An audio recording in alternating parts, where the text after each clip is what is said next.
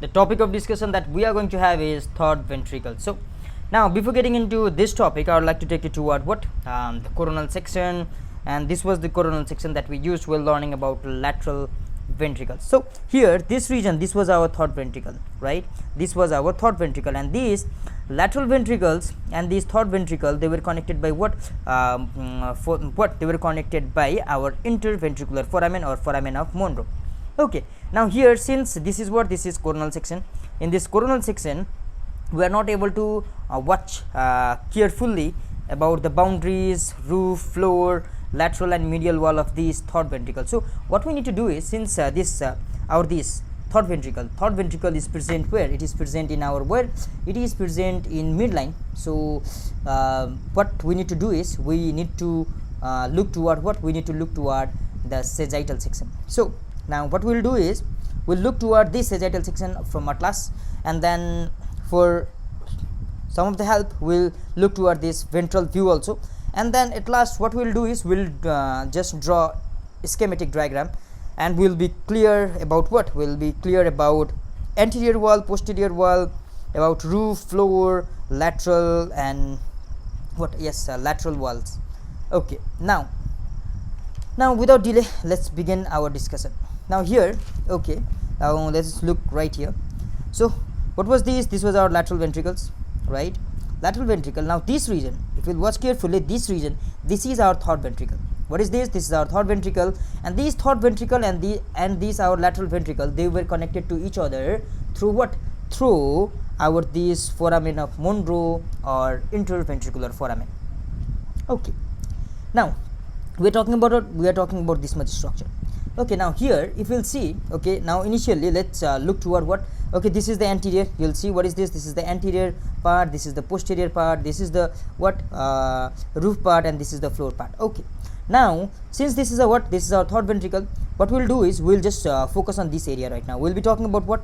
Anterior structure. What are the structure that will contribute to form anterior structure of our this anterior wall of our third ventricle. Okay, now here, okay, if you'll see carefully, what you will see is okay, now what is this? What is this? What is this? This is our corpus callosum. What is this? This is our corpus callosum. Sorry, what is this? This is our corpus callosum. You will see carefully, it is our corpus callosum. And if you recall what we discussed in right here in lateral ventricles, then this corpus callosum, right, the corpus callosum, this corpus callosum consists of how many parts? It consists of rostrum, genu, it consists of splenium, right? Now this rostrum and genu, just remember these things. Now here the corpus callosum, the rostrum of this corpus callosum, right? And now just below the rostrum of this corpus callosum, you will find what? You will find commissure of fiber, and that is the anterior commissure. Why it is called anterior commissure? Because it is present anteriorly, right? It is forming the anterior wall. So what is this? This is anterior commissure. Where it is present? It is present just what? Below rostrum of corpus callosum. Okay, now if you just move down, here you will find what? You will find very thin sheet of gray matter. You will find very thin sheet of gray matter which is extending from this anterior commissure to what? Anterior commissure to our optic chiasma. Okay, now what is this very thin structure called? It is called lamina terminalis. What is it? It is called lamina terminalis. It is extending from anterior commissure to what? To our optic chiasma. So now there is another. Okay, now what are these? Now as I have mentioned, okay, the structures, one is our what? Anterior commissure, right? Anterior commissure. Another is what? Another is our lamina terminalis. Now just if you will see above this anterior commissure, what you will see is, you will see column of fornix. What was this column of fornix? It is present right here. If you remember this lecture on lateral ventricles, you will see that what are these? These are columns of fornix. Where these are present? Sorry, this is okay. These two are our columns of fornix. These are what? These are present on the edge of septum pellucidum, right? Septum pellucidum. So here these are also forming the anterior border of our this word third ventricle. So what are the three structures that are contributing to form the anterior what wall of third ventricle. The first one is our fornix, okay, column of fornix, then anterior commissure, and then lamina terminalis. So these are what? These are the anterior wall of our this what? Third ventricle. Okay, now moving toward posterior wall. Let's see toward posterior wall. Now we are concerned about this one, right? Okay, talking about the posterior wall, if you will see, okay, the posteriorly, what is the posterior most or the largest and thickest part of corpus callosum? What is this? The part of corpus callosum. This is our what? Selenium, right?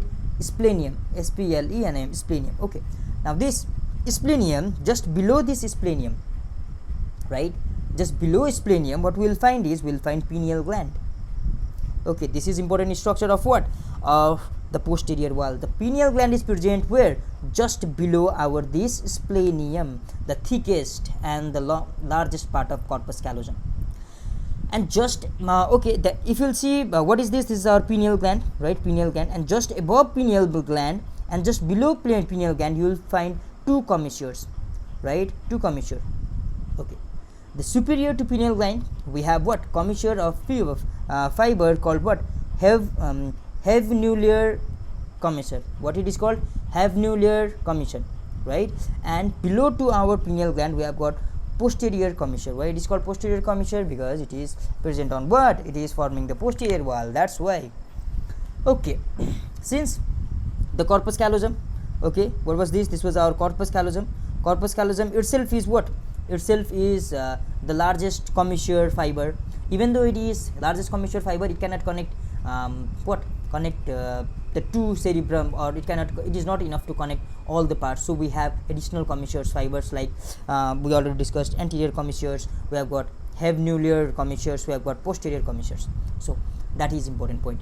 Okay, that means now if you look carefully, right, we discussed about what? In posterior wall we discussed about three structures. One is havenular commissures, pineal gland, posterior commissures. Now moving further, what we have is, if you just look carefully, what is this? Okay, if you will just look carefully, what is this structure? This is the structure that will help in communicating what? Our this lateral ventricle with our this third ventricle. What is this? This is our what? Foramen of Monro. Now this foramen of Monro will just, what it will do is, it will have a pathway and it will just connect with what? Sorry, it will connect right here with what structure? It will connect right here with our aqueduct, right? Salvius, aqueduct, foramen of Salvius or foramen of aqueduct. Okay, it will connect with what? Aqueduct. Now here this aqueduct, it is also forming what? Posterior wall. That means what are the structure present on posterior wall? The structure present in posterior wall are how many? Two commissures, one pineal gland, and one is aqueduct, right? One is aqueduct, that is what? Communication between third ventricle and fourth ventricle. Okay, we talked about what? We talked about posterior wall also. Now let's move toward what? The floor. Now talking about floor, obviously what is this? This is the floor, right? This is the floor of our this third ventricle. Now talking about this floor, I would like to take you toward what? Toward this diagram. What is this diagram? This is ventral aspect of brainstem. We are taking this diagram because it will be easier to learn about what? The content of floor. Now right here I would like to take you toward this. Okay, I'm just highlighting these boundaries. If you look carefully, the structure present right here, you will find optic chiasma, right? Optic chiasma. And just below to optic chiasma, what you will find is, here you will find one what? Stalk, infundibulum of stalk of what? Pituitary, right? Of pituitary. Infundibulum of stalk of pituitary. Now just below that, what you will find?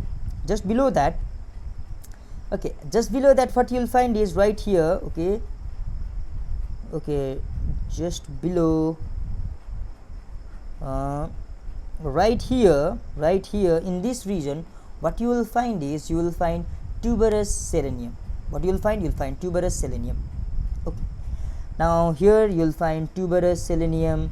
Okay, here you are finding what? Infundibulum of stalk of what? Pituitary.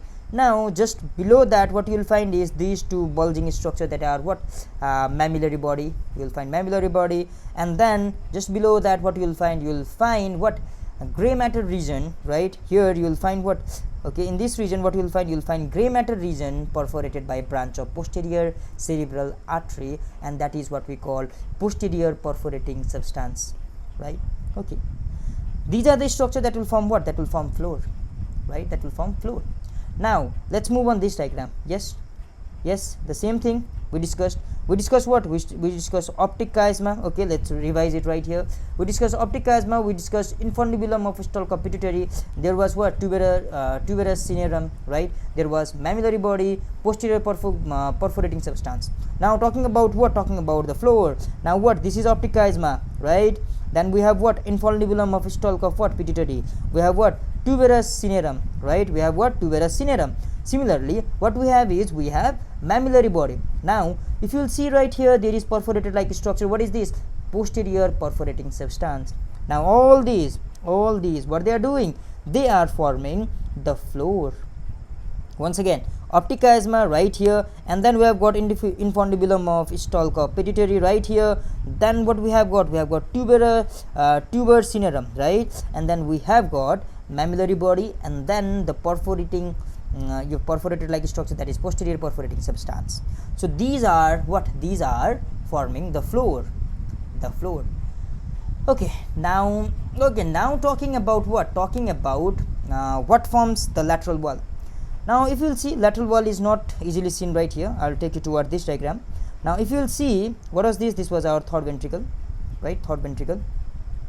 Now lateral wall, these are the lateral wall, right. Now what are forming the lateral wall? Thalamus. It is seen here, thalamus, but not only thalamus, hypothalamus will also form the lateral wall. Okay, the upper is formed by our thalamus and the lower is formed by hypothalamus. It is not seen here. I would like to take you toward this diagram again. Okay, at this diagram. Okay, now here, okay, from this foramen of Monro to what, the opening of what, aqueduct, right. Okay, now if you draw one line that will which will show the passes of CSF, right, the passes of CSF, at that time what will happen is that, as this line, what it will do is this will show the sulcus extending between what, our aqueduct of Salvius, right. Okay, it will show what, it will go sulcus extending between what, our foramen of Monro, one is foramen of Monro and one is what, aqueduct of Salvius. Okay, now what is this structure called? This structure is called our what, hypothalamic sulcus. Why it is called hypothalamic sulcus? As it is what, distinguishing what, thalamus and hypothalamus. So the upper lateral wall is formed by thalamus and lower lateral wall is formed by what, hypothalamus. This is one of the important thing that we need to keep in our mind. Okay, now we talked about what, lateral wall, we talked about floor. Now okay, the thing that we need to talk about is okay, now what is remaining? Okay, what about the roof? What will form the roof? Okay, roof will be formed by what? The roof will be, okay, this is the roof structure, right. The roof will be formed by somewhat part of fornix will also contribute in roof. Okay, body of fornix will also contribute in roof. And if you remember, along with fornix, in this diagram, okay, these are the structure that will contribute to roof, right. Okay, if you see, fornix is also contributing to roof, right. And here this white structure, what are these? These are choroid plexus. Choroid plexus is also contributing to roof of our this third ventricle, right. Choroid plexus, which is what, which is extending or projecting into what, into the roof of this our third ventricle. So these are what, these are forming roof. Okay, now we talked about what, we talked about anterior wall, we talked about posterior wall, we talked about roof, we talked about what, the floor. Now let's have a schematic diagram. So the same thing again. Okay, now what is forming the roof? The roof is formed by what, the fornix, right, and choroid plexus, the irregular bodies, right, these are forming the roof. Now what about this anterior wall? This anterior wall is formed by what, these structures. What are these structures? The column of fornix, anterior, okay, the column of fornix, as you can see right here, it is the column of fornix. The anterior commissure is right here, right, and from this anterior commissure to optic chiasma there is thin sheath, gray sheath, that is lamina terminalis, and these three are the structure that is forming anterior wall. And what about the floor? Yes, we talked about this floor is formed by optic chiasma, right, and then what we have, infundibulum of stalk of pituitary. What we have another, we have tuber cinerum. And what is this? This is mammary body. And what we have tegmentum of midbrain also, tegmentum of midbrain also. These are the structure that are forming floor. And what about the posterior? Posterior, what is formed by what? The main is our pineal gland, right? Pineal gland, it is having what? Superior lamina and inferior lamina. Here we have havenular commissure, and below we have what? Posterior commissure, and aqueduct is also right here forming posterior wall. And between these, what? These foramen of Monro and aqueduct, what we have? Now we have one, what we have? What is this structure? The structure that will separate thalamus and hypothalamus. What is this? Hypothalamic sulcus, right? Extending from intraventricular foramen to aqueduct. Okay, this was what? This was all about what? Our third ventricle. Hope you are clear with it. Thank you and have a great time.